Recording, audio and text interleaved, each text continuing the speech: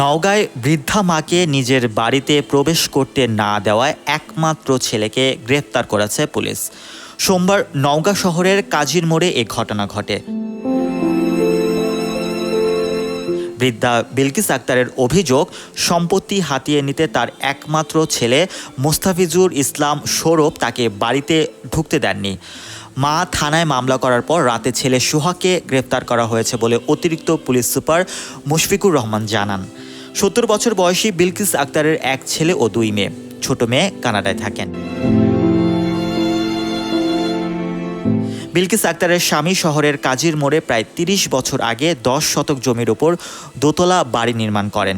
ওই বাড়ির দোতলার একটি ফ্ল্যাটে তিনি বসবাস করে আসছিলেন। মানবাধিকার কমিশনের নওগাঁ ইউনিটের সমন্বয়ক চন্দন দেব এ সময় বলেন, বিধবা বিলকিস আক্তার চরম মানবাধিকার লঙ্ঘনের শিকার হচ্ছেন। এ বিষয়ে প্রশাসনের হস্তক্ষেপ দরকার। এরপর সন্ধ্যায় নওগাঁ সদর থানায় গিয়ে লিখিত এজাহার দায়ের করেন Bilkis Akter.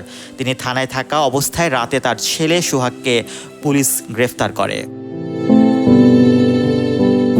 Mohammad Rasel, news 21 news desk.